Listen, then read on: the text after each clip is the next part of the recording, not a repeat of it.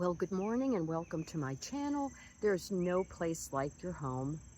And if you haven't gleaned already, I never tire of posting about my cardboard garden and the gardening that I've done on my original tiny home. So welcome to my channel.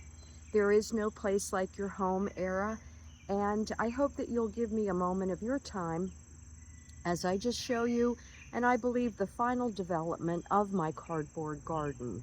So in previous videos, I told you or showed you I used a ton, I mean a ton of wildflower seeds, and had dug up the ground and put the cardboard down and seeded and really just, I pampered this length of my home, and I'm hoping that it's all showing, only to get not the greatest harvest of flowers, but overall I'm very pleased with how it's turned out. So if you can see right here, I haven't identified some things at times, but this is my blue sage, and it just has such a lovely fragrance to it. It's just kind of planted there and taken over a little bit of space, but I just love the effect that it has along here. And underneath my feet are my vegetables that really just didn't do so well this year. Uh, it was my first time in trying cucumbers. I got a few tomatoes. I have some kale here. It actually is getting a second life.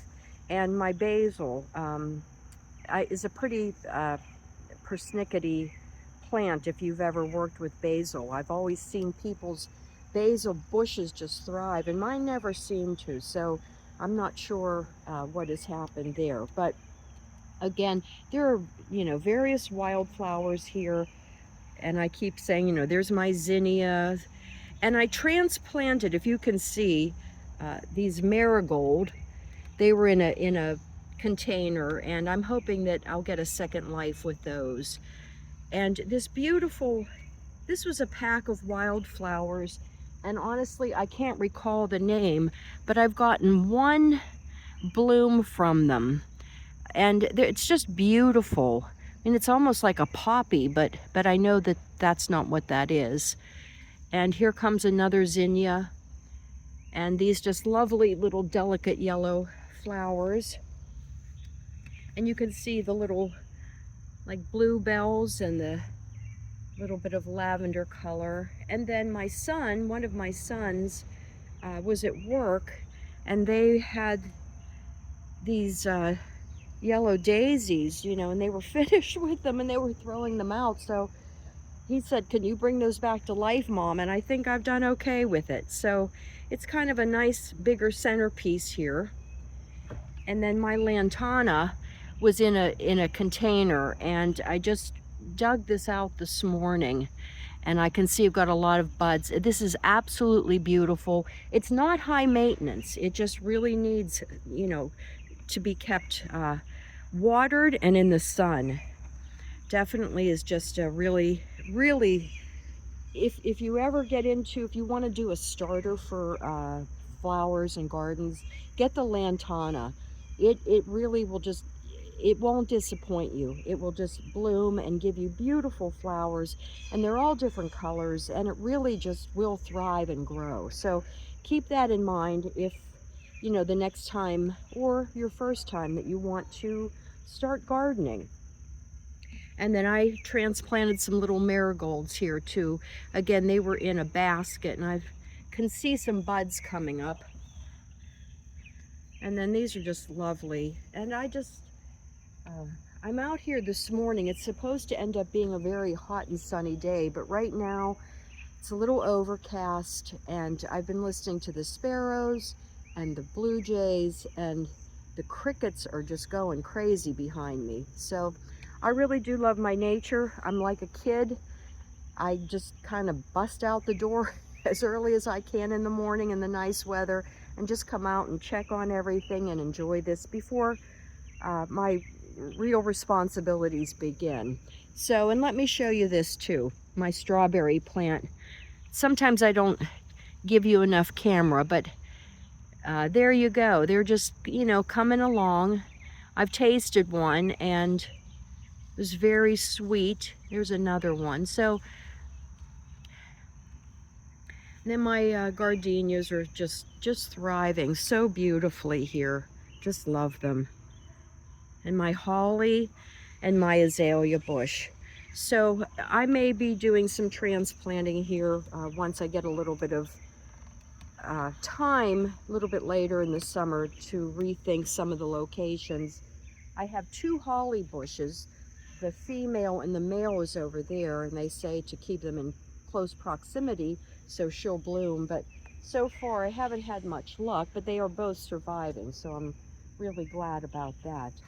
But I just want to encourage you, you know, whether you are really a master gardener or you are just into a hobby, you know, there's nothing as satisfying as just doing something that you really enjoy, and you see the you know, the fruits of your labor.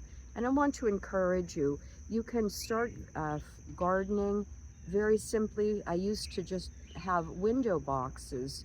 I wasn't able to really garden and didn't have my own real yard, so I could take off with this. So I hope you enjoy my channel. If you do, like and subscribe. If you like the ideas that I give you, and you know, and it's an encouragement to think, hey, I'm going to try that too, please do so. I just, again, always want to encourage you to try anything to make your life, your home, you know, for yourself, family, and friends, just a real, you know, great place that there truly is no place like your home. So as always, I kind of have second thoughts. And another thing too I'm really grateful for is I live in a neighborhood that people don't spray their yards. It's not a big fancy neighborhood, so I don't have to worry about Roundup and chemicals for the weeds. I do pull all my own weeds with my bare hands or my gloved hands. So I don't use any chemicals. And yes, it's a little bit of work, but to me it's just well worth it. And I'm actually out here barefoot. I walk through my yard barefoot. If you're familiar with the growing awareness of grounding, something to think about. So I say get out into nature, you know, as unadulterated as possible. No chemicals, no, you know, cement everywhere, no things planted that it's just so aesthetically cold. You know, I love my nature. I love just the simplicity of really getting back to basics.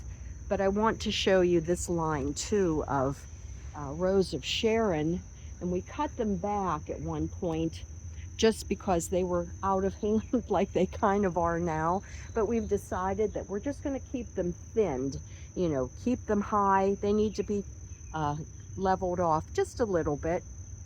I've got enough young men around here to do the top part, but I just keep them cut back. But I think they're just a beautiful natural fence that I'm really just thoroughly enjoy.